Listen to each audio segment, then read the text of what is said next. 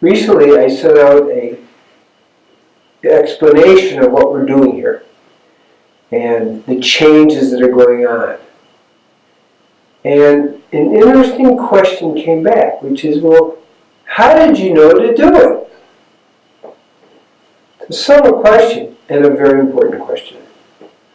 It's about Dharma.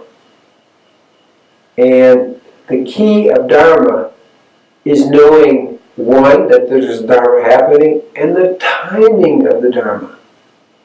Really important. Right now I'm writing a spiritual autobiography called Dying into the Nothing. Everything I ever learned in life was from playing football and meditating. A little bit of a paradox, but there's a deeper meaning to that.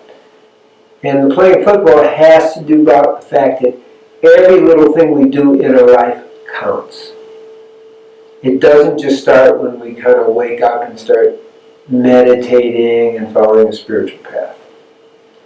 Everything counts. So I, in writing this, are reflecting back at all the times in my life when I was aware of Dharma, although I never knew the term, because when I was growing up in the 50s, nobody really talked that way. So I remember at 4, I knew I wanted to be a doctor. Don't ask me why, because no one in my family had ever been involved in the medical profession. I'm a first generation immigrant, and my grandfather was had a bakery business that extended all back to 1857. And they created the Bay Alley. At least they claim they're from Dallas. Okay, then again, when I was 11, a local rabbi who was a friend really was saying, you really should be a rabbi. And I said to him, and I didn't know why, but I said, that's going to happen, but this is not the right time. It's like, what did I know? But it wasn't the right time. I knew deeply it wasn't the right time. And one of the things about Dharma is about timing. Because we have many Dharmas in our life. Yes, Dharma is to be a student, be an athlete, okay? And then that passes. Then for me it was being a doctor and being doing a lot of humanitarian problems, social activism. Okay, that was a Dharma that was going on. That was the right timing for that. And then there's a time when it wasn't to do that. And that time was going to India and going deeper in spiritual life. We just knew that was the case. That was the Dharma in the case. So there are different Dharmas at different times in our life. And the key is, how do we know? The key question is, how do we know what the timing is? How do we know what to give up? We're just moving through a transition at the tree of life. We let go of a lot of things and moving into new things. And the timing is key because it's so easy to ego attach to different things. And that really blocks our ability to flow with the will of God. So maybe it would be good to define Dharma. It may help the discussion. So there's 4 wheels on the Dharma car. The first is moral and ethical behavior. That's just acting dharmically. The second is the Dharma of creating enough wealth to support your spiritual life. The third is your own personal Dharma of action. We'll call it righteous action. And in the process of that, it helps you evolve spiritually. And the fourth is the ultimate Dharma, which is the Dharma to know God. And all 4 of those are really going on at the same time. They're 4 separate issues, but they're the same. So the Dharma that we're talking about is the Dharma of really right action or right livelihood, which is going to vary at different times. And the Dharma to know God is still is a key piece, because when we're just growing up, it's kind of like, well, is that really my, you're not thinking about it as a Dharma, because unless you're brought up in a very religious or spiritual family, it's not really on the table.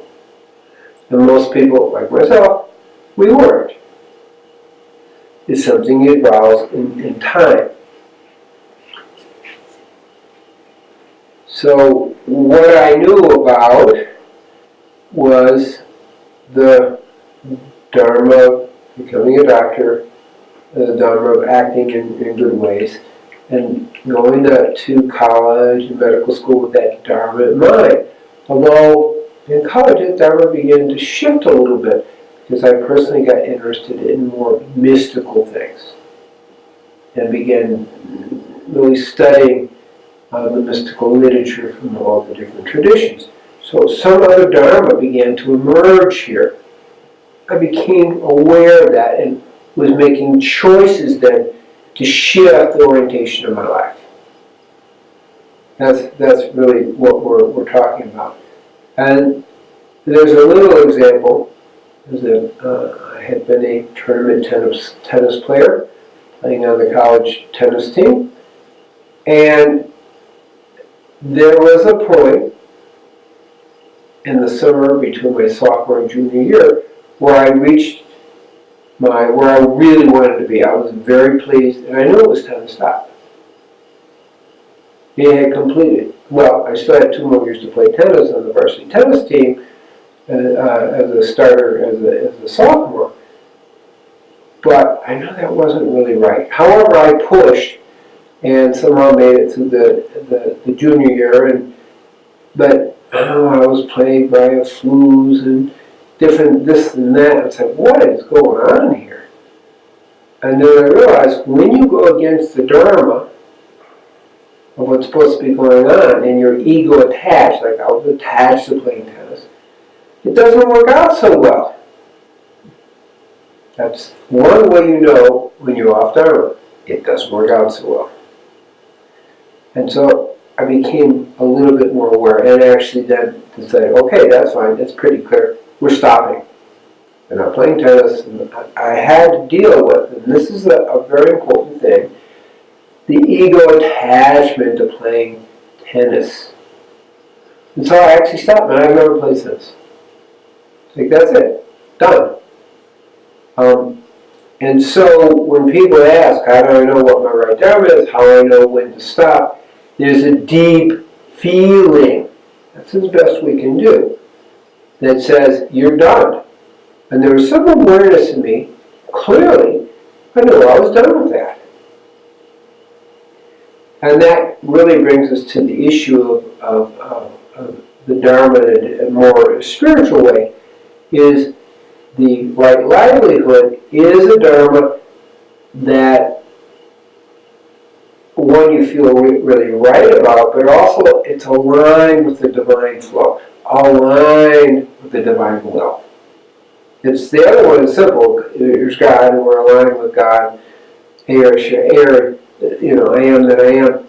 That's simple, okay? But organizing your work life and your personal life in a way that's aligned with divine will is a key to that Dharma. And so we have choices of awareness. And in that alignment, there's always ego attachments that we end up having to let go of to be aligned at this higher thing. We always have pulls in this direction or that direction and so forth. That's the way the ego works, because it really doesn't necessarily want us to be on target with the will of God. Because the key to Dharma is, let my will be your will. That's the key statement for Dharma in terms of right livelihood and right action. Let my will be your will. So once that is happening, then we know that we're in alignment and we feel good, but it's not always easy. That's another mistake. because it's easy, it's good? No. Because sometimes the Dharma that we need to follow is difficult. Sometimes it's against all the odds. But when we know in our heart, and that's how we have to do it, and meditation helps us get really clear, when we know in our heart what the right action is for who we are, for our evolution, because all the dharmas are for our evolution, whatever it is. Everything in our life is for our evolution. Every single thing. And small little bits and big pieces, that's all about our personal evolution if we see it that way. Oh, if we say, oh, I'm oppressed, or, I didn't get a good deal here, we're missing the point. Everything in our life is for our evolution, whether we like it or not. Now, the key, if we're going to flow with Dharma, is to choose to take everything and make it a opportunity for spiritual development. It doesn't matter what it is. And that's hard because some people really like to feel they're oppressed or whatever. But then we all go through that. But when we get that everything that's happening is to help us evolve spiritually, it opens up lots of doors and gives us a totally different angle on what our life is about. A totally different angle. So that's really important to understand. It's like, okay, so that's how we begin to tune in the Dharma, is are we living in a way that is regularly helping us wake up spiritually? Okay? Now when that stops, when we know things aren't really in alignment, we know we're going into another cycle, we know it usually intuitively, usually through meditation. Well, if we don't get it in meditation, it's like when I was playing tennis, and you get sick, or this happens, or that happens, and suddenly you have to look at what's going on. Then we have to look at our ego attachments of doing it, even though it's successful, doesn't matter. Doesn't matter if it's successful. What matters is our will aligned with the divine will. That's the key. And when we know that, that's the time that we're empowered to let go of our ego attachments to the previous Dharma and move into the newer Dharma of what we're supposed to be doing at that moment in time. Now, in that process, particularly as we develop spiritually, there's usually an emergence of more of the spiritual Dharma, which is to know God. To know God, to emerge with God. And at some point, for some people, that becomes the predominant Dharma, and we organize our life around that predominant Dharma, and the livelihood becomes secondary. And we begin to distinguish in our everyday life, we call the Veka, between the cosmic reality and the temporal reality. Most people today are caught up in the temporal reality as if it's the real thing. The temporal reality is just what it is, temporal. Cosmic reality is eternal truth. And so, as we evolve, we become more aligned with the eternal truth, and we have the perspective of the everyday activity, which we do for this reason, that reason, and it's because our Dharma is really secondary. But we don't stop doing that.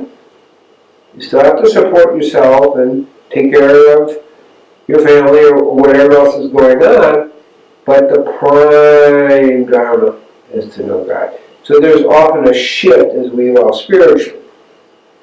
It's still about the will of God, and we have the internal messages of when we move. There's no secret. A lot of people say, well, what's my Dharma? What I should be doing? And the key is meditate. Meditate on it. And it usually comes true. Now, a little bit before I mentioned about if it's easy, it doesn't make it good. Because sometimes being easy is a trap that doesn't really allow you to grow. And sometimes being difficult is the challenge that helps you make those spiritual breakthroughs in your life. So it's very important not to judge it if it's easy or if it's hard, but if there's a more or less a cosmic flow that helps us evolve it. That's really important. So I've added a few things. The levels of Dharma, the hints of it's feeling right, and we're blossoming. And we're on Dharma, almost everything becomes an opportunity for spiritual involvement if we're on Dharma. Okay? And that ultimately leads us to the highest Dharma, which is to know our oneness with the divine. May everyone be blessed that we're able to flow with our Dharma and connect with our Dharma in ways that elevate us spiritually. Shalom, shalom, shalom, om shanti, shanti, shanti, om takiyasin. Amen.